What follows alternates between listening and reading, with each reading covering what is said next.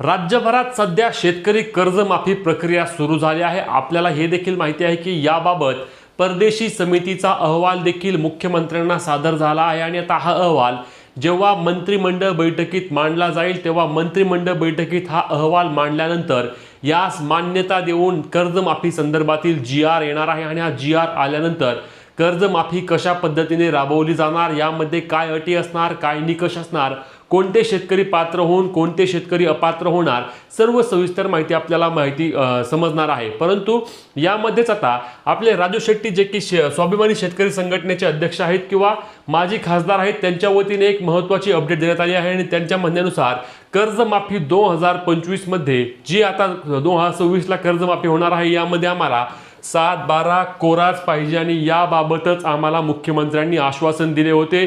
मुख्यमंत्र्यांनी बैठकीत सांगितलं होतं की जून महिन्यामध्ये जून 2026 पर्यंत शेतकऱ्यांचा 7-12 कोरा करू, सरसकट कर्जमाफी करू आणि आता आम्ही दुसरं काहीही स्वीकारणार नाहीत। कोणत्याही समितीचा अहवाल असू द्या, काही असू द्या, या कर्जमाफी प्रक्रियेसाठी कोणत्याही प्रकारचे अटी असतील किंवा कोणतेही निकष आम्ही त्या ठिकाणी स्वीकारणार नाही। सरसकट शेतकऱ्यांची कर्जमाफी आणि सरसकट शेतकऱ्यांचा 7-12 कोरा करावा अशा पद्धतीने मागणी त्यांनी केली आहे। त्यांनी आजच मुलाखतीमध्ये बोलताना याबाबत माहिती दिली आहे। नक्की ते काय म्हणाले आहेत लगेच पाहूया, परंतु त्याआधी आपल्या चॅनलला सबस्क्राइब करून पेजला फॉलो करून घ्या, जेणेकरून इथून पुढचे योजनेसंदर्भातील सर्व अपडेट तुमच्यापर्यंत सर्वात आधी आणि सर्वात योग्य पद्धतीने पोहोचवण्याचे काम शेतकरी मित्रांनो आपण करणार आहोत।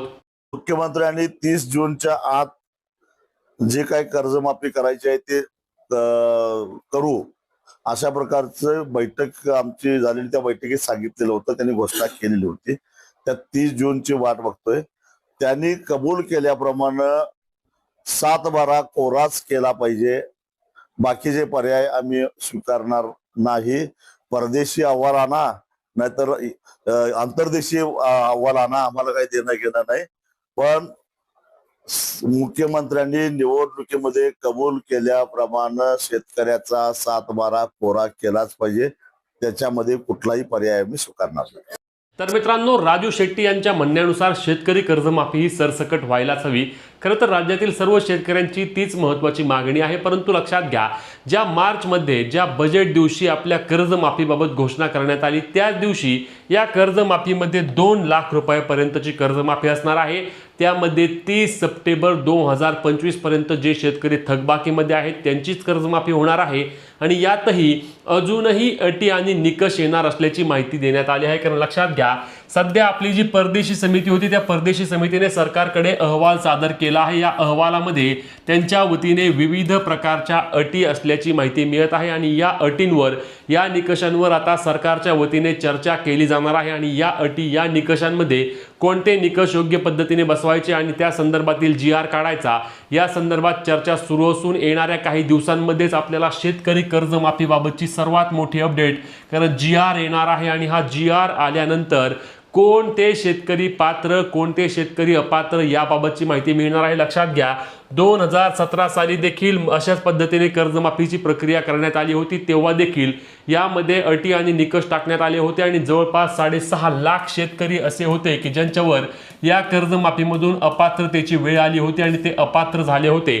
त्याच पद्धतीने यावेळी देखील कर्जमाफीमध्ये अटी आणि निकष आल्यानंतर अनेक शेतकरी अपात्र होतील। अटी आणि निकषांमधील पहिल्या 2 अटी तर 100% आहेत, ज्यामध्ये मी सांगितल्याप्रमाणे 30 सप्टेंबर 2025 पर्यंत जे शेतकरी थकबाकीमध्ये आहेत आणि 2 लाखांपर्यंत ज्या शेतकऱ्यांकडे कर्ज आहे ते 2 लाखांपर्यंतचे कर्ज त्या ठिकाणी माफ होणार आहे।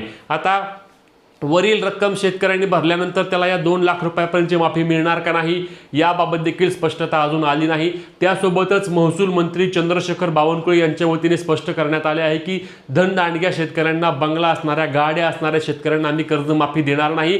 मग 4 चाकी वाहनधारक शेतकरी असतील किंवा ज्यांचे एक चांगले घर आहे असे शेतकरी देखील अपात्र होणार का, असा देखील प्रश्न या निमित्ताने उपस्थित राहत आहे। त्यासोबतच आता माहिती जी मागवली होती त्या माहितीनुसार 9 मार्च 2026 रोजी लक्षात घ्या, ज्या शेतकऱ्यांनी त्यांचे कर्ज नवे जुने केले आहेत ते शेतकरी त्या ठिकाणी जे प्रोत्साहनपर अनुदान जास्तीत जास्त 50,000 रुपये मिळणार आहे। प्रत्येकाला 50,000 रुपये मिळणार नाही।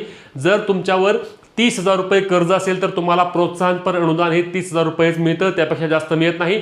ज्या शेतकऱ्यांवर 1 लाख, 2 लाख, 2.5 लाख अशा पद्धतीने पीक कर्ज आहे त्या शेतकऱ्यांना जास्तीत जास्त 50,000 रुपये प्रोत्साहनपर अनुदान म्हणून रक्कम त्यांच्या आधार कार्डशी लिंक असलेल्या किंवा त्यांच्या त्या बँक खात्यामध्ये जमा केली जाणार आहे।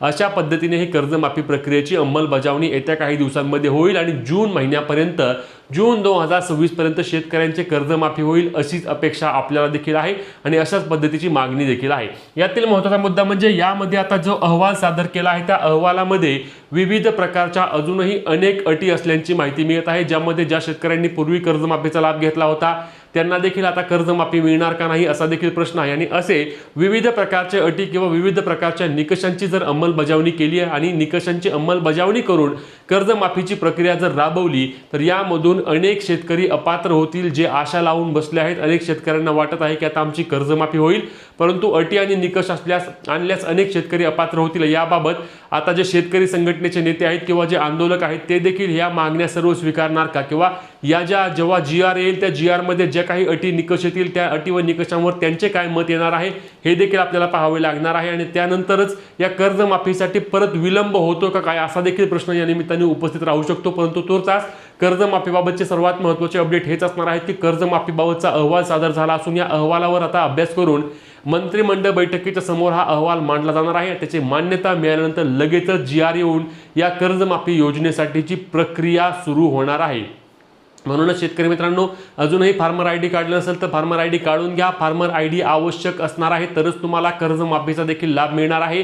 पीक विमा असेल किंवा PM किसान, नमो शेतकरी सर्व योजनेसाठी ॲग्रीस्टॅकवर नोंदणी म्हणजे तुमचं फार्मर ID असणं बंधनकारक असणार आहे। त्यामुळे फार्मर ID आणि इतर सर्व डॉक्युमेंट तयार ठेवा, जेणेकरून कर्जमाफीच्या वेळी तुमची जास्त धावपळ होणार नाही। तुमच्याकडे थकीत कर्ज किती रुपये आहे हे कमेंट करून सांगू शकता, किंवा जे चालू बाकीमध्ये तुम्ही असल्यास तुमचे 50,000 रुपये वाढून 1 लाख रुपयापर्यंत प्रोत्साहनपर अनुदान करावे का अशी देखील तुमची मागणी असल्यास नक्की कमेंटच्या माध्यमातून सांगा।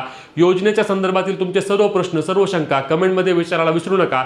ही महत्त्वाची व्हिडिओ जास्तीत जास्त शेतकरी मित्रांपर्यंत पोहोचून पुढील सर्व अपडेटसाठी आपल्या हक्काच्या पेजला फॉलो आणि तेवढ्याच हक्काने आपल्या चॅनलला सबस्क्राइब करायला विसरू नका। भेटूया पुढच्या व्हिडिओत, तोपर्यंत जय महाराष्ट्र।